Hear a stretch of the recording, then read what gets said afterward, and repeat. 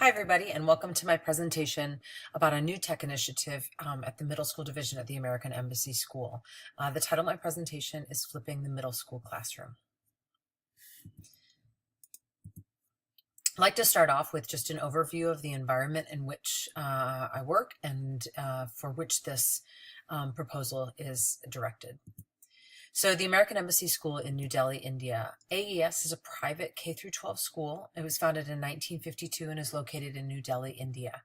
The primary mission of the school is to serve the American community that is located in Delhi. And we are located on a 12-acre campus immediately across the street from the U.S. Embassy. So we're primarily placed to serve that community. However, beyond the American community in Delhi, we serve a much broader audience.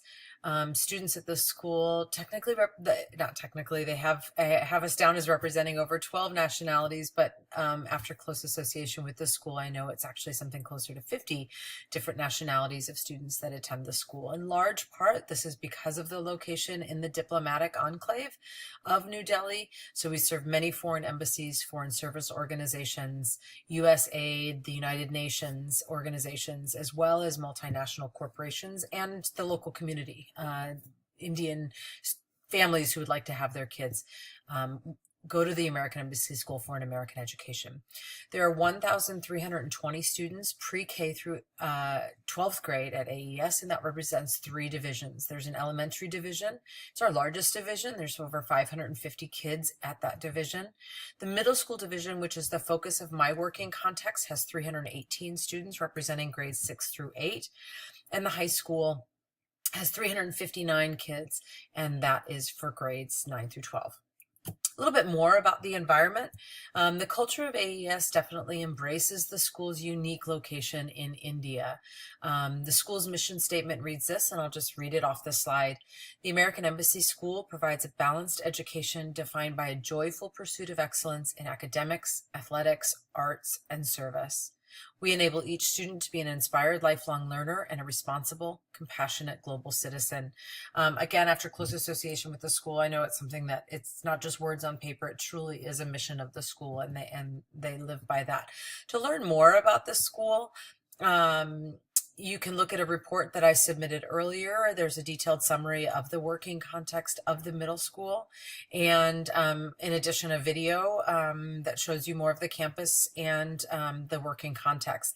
That in this recording, those links won't be active, but in my submission, I also submitted this presentation where those links are active.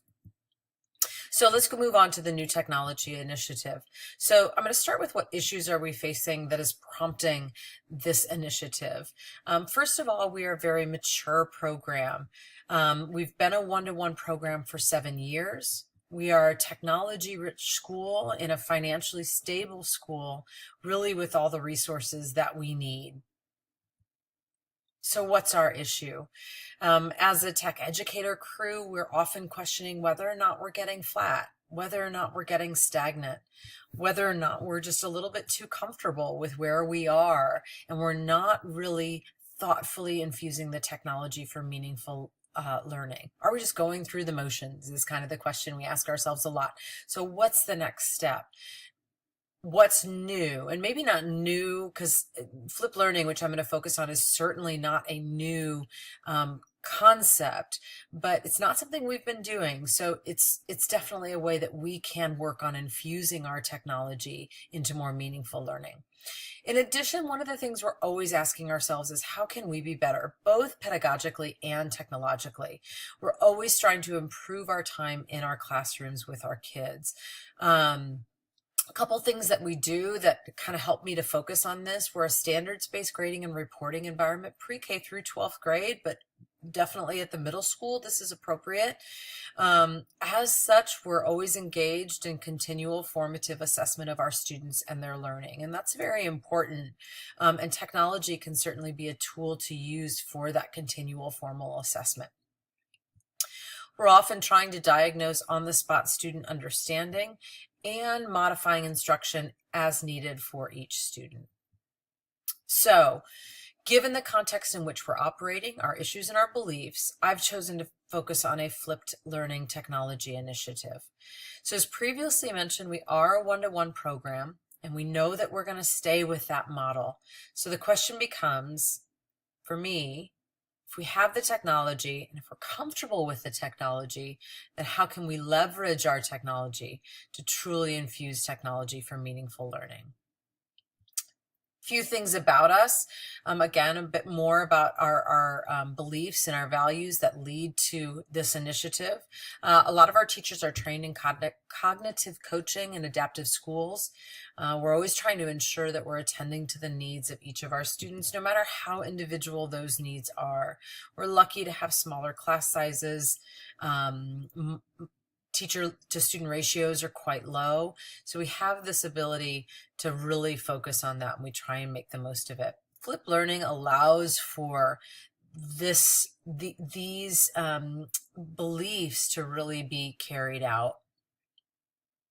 We also try and focus on activities that have us working and learning at the upper end of Bloom's taxonomy. And research shows that educators who used flipped learning models find it's very valuable in shifting the lower levels of Bloom taxonomy out of class, enabling the teacher to spend more time at the upper end of the taxonomy with tasks that are asking students to apply, to analyze, to be creative, to evaluate. Those are the kind of activities we want to engage in with students in class, not shift that outside of the class, but instead, and if we look at a Bloom's taxonomy model, it's here that we want to spend that critical time with kids when they're trying to do these higher order skills, and maybe take some of these skills, the applying and the understanding, and definitely the remembering, and time shift that outside of the classroom.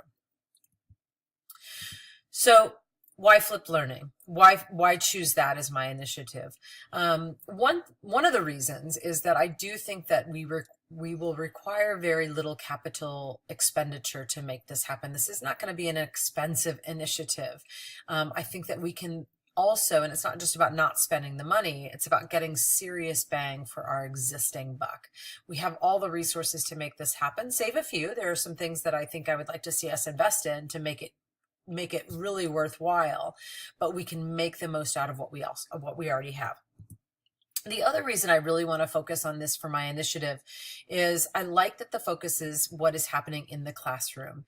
Flipped learning is not about making videos of our lessons. That's not the focus of flipped learning. It's about making the most valuable use out of the time that we get with our kids every single day. And an important question I'll ask my teachers is this: where in the learning cycle do you and your students need the most face-to-face time together?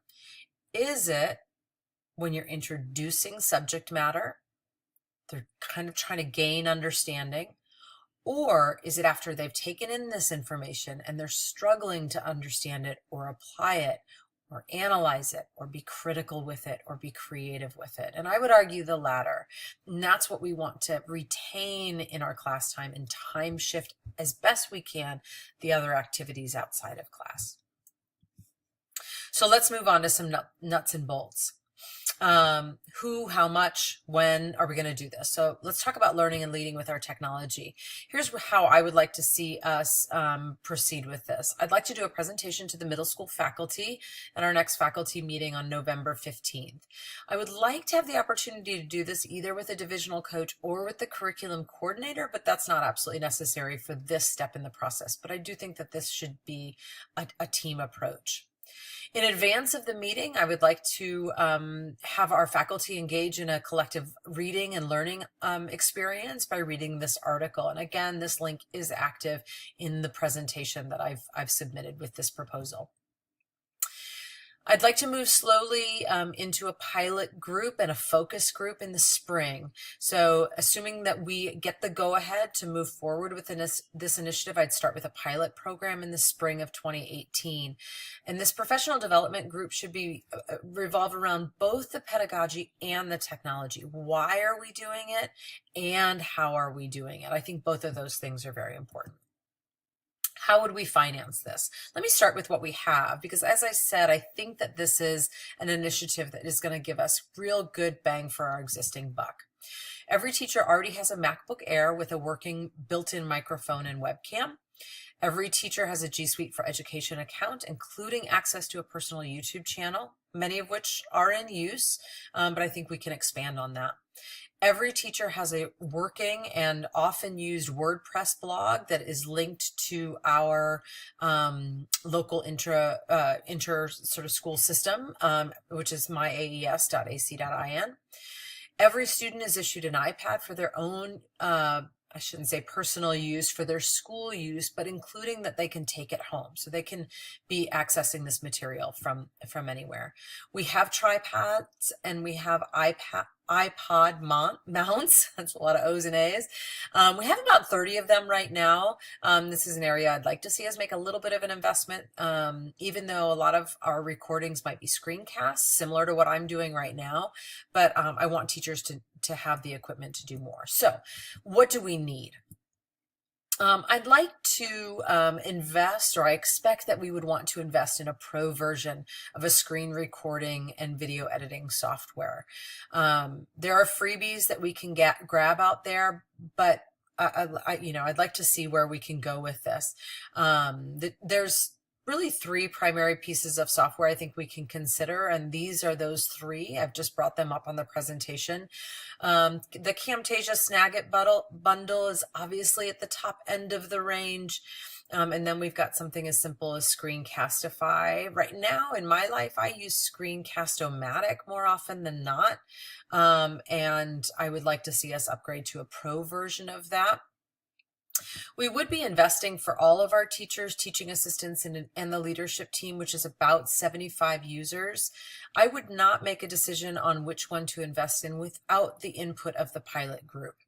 And so I think that the pilot group, we would want to get accounts for them in the pro versions, but hold off on investing for the entire range of our team until after they've had a chance to review the software and make an educated decision.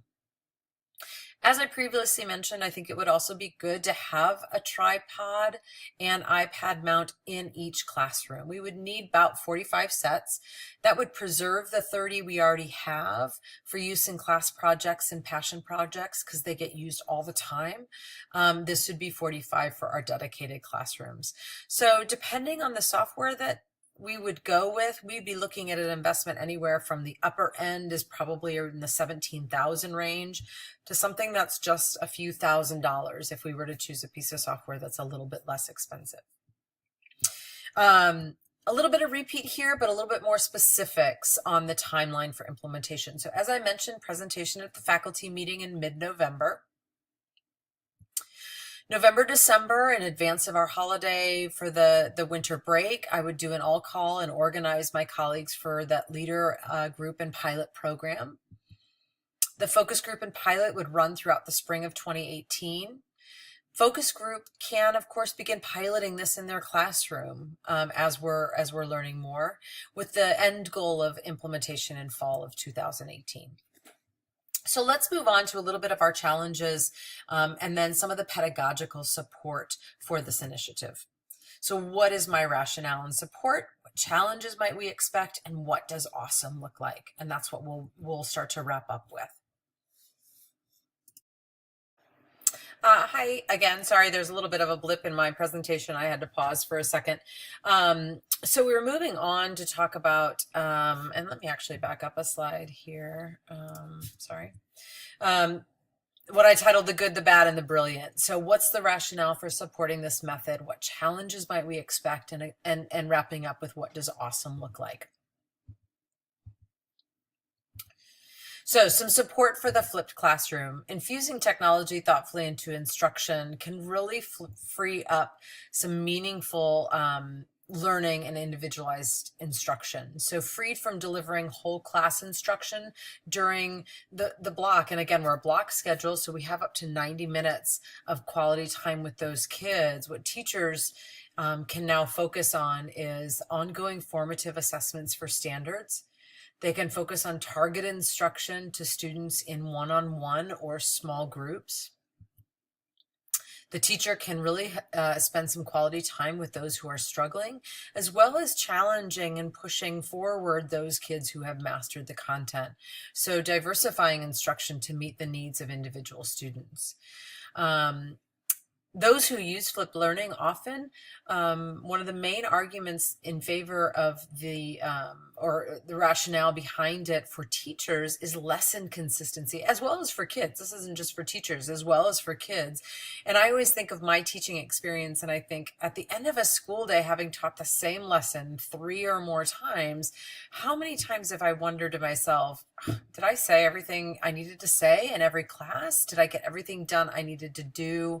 And so on, that by the end of the day, a lesson that would take 90 minutes first block was only taking 60 minutes my last block, because I was moving through it so faster. I was so tired of teaching it. So the consistency that you're able to offer with that delivery of instruction is one of the real benefits. For students, their ability to review lessons multiple times if needed. Those that are absent can access content that they missed before they return to school. And in our environment, we have kids absent a lot. When we go on a soccer trip, it's to Mumbai. It's not sort of to a school down the road. Kids get on airplanes and travel for sports trips and MUN trips and things like that. So they miss school for school activities as well as for personal reasons. Another thing to really think about is the power of video, and that is further pedagogical support for this initiative. So to gain an appreciation of the acceptance rate of videos by students, digest this information. This is from a 2014 survey by the organization Speak Up. They surveyed 431,241 students across all grade levels, K through 12, and here's what they came up with. As a result of this survey. This is the analysis of their information. The number of students in middle and high school, so I'm just focusing on the middle high school data for this statistic, who said they never used Facebook is 54%. 39% said they never access Instagram. But those that never access YouTube is only 6%. So 94% of kids use YouTube regularly in this group. To further the thought, in the same survey, and I don't have a graphic for this, I'll just share the information with you. 44% of students said they use YouTube all the time. They're on it all the time. It's what they do. 35% selected the same response for Instagram and only 14% for Facebook. So the data suggests that video is a regular means for the youth of today to access social media in their free time. So it goes to a comfort level with video in both their formal and informal learning that we can really tap and take advantage of. Of course, the idea is not without its challenges.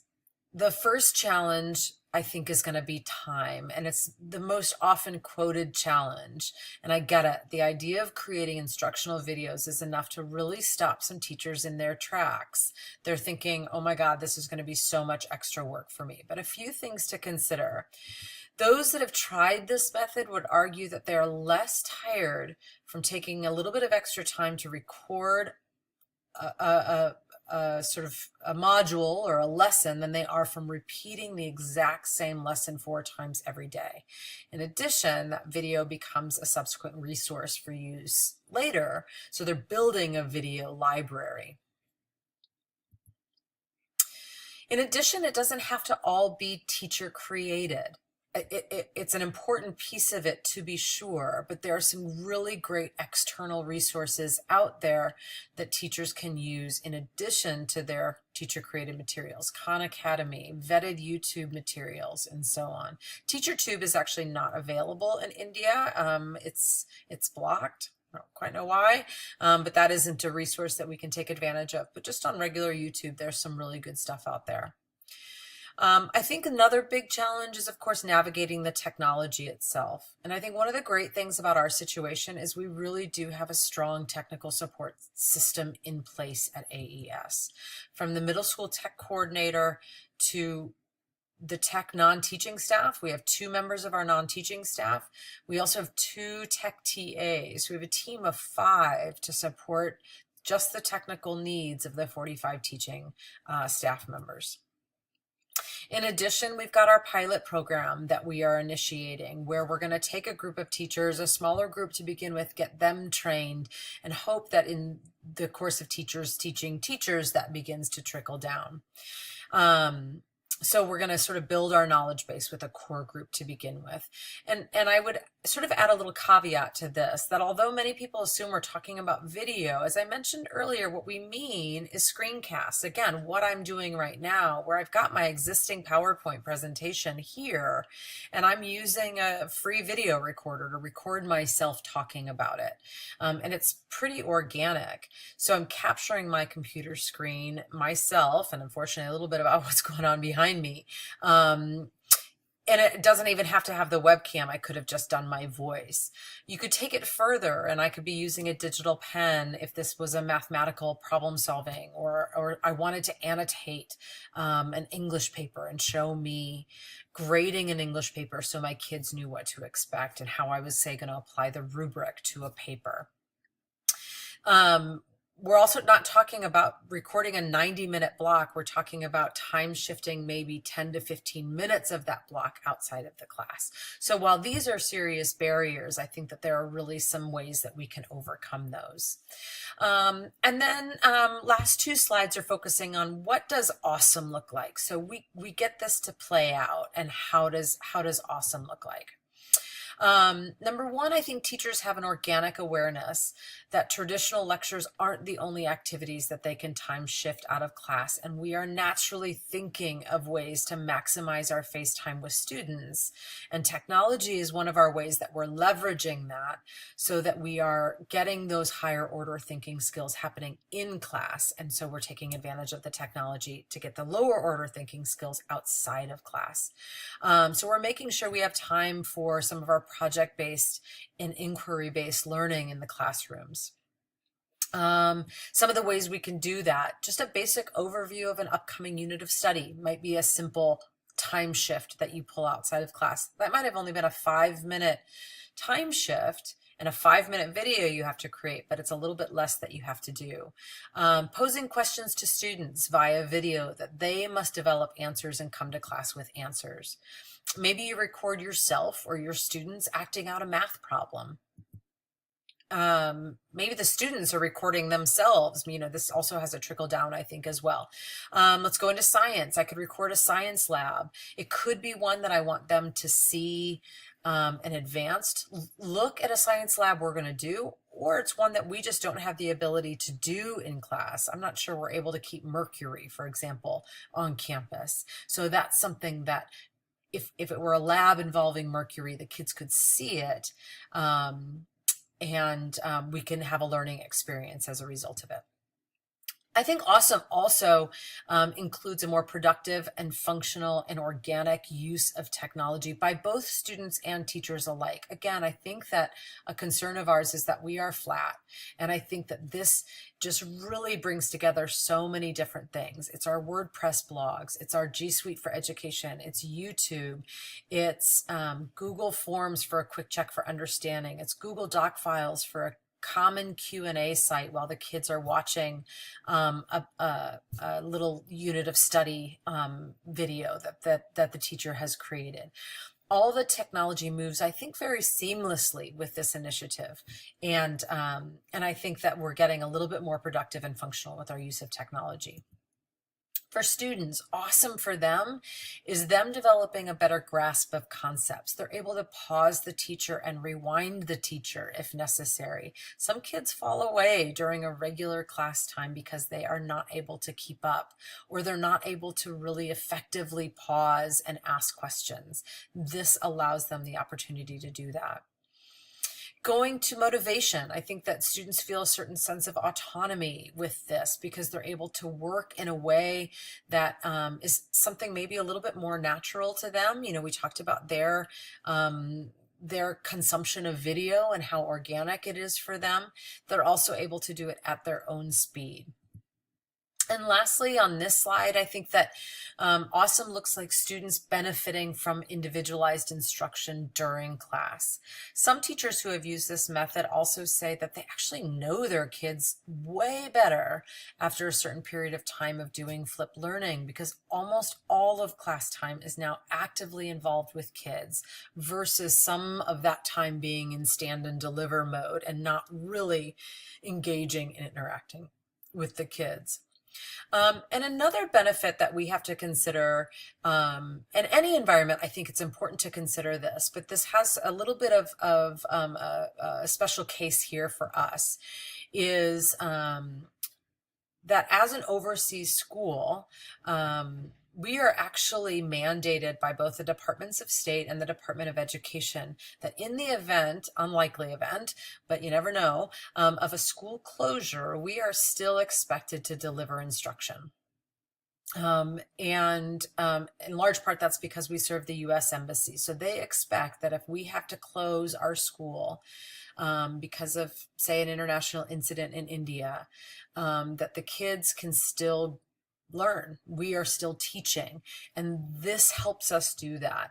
It's one of the reasons all our teachers are mandated to have blogs and Google Classroom and things like that. So whatever the reason, if this were to happen, even though we're there, if we were to close, our kids would go there and here and here and here and here. You get the idea. Our kids would scatter all over the globe. But a system of learning that involves a flipped classroom would allow for a relatively seamless delivery of instruction in the unlikely event. And again, it's a little bit of a unique situation to us, but is it? I used to live in Houston, Texas, and I know that there's schools there that are not reopening this school year. And this is a similar situation. I think it's got some real value across the board for that reason. So that brings us to the end of the presentation. Any questions? There's my contact information. Please don't hesitate to reach out and let me know. Thank you so much for your time.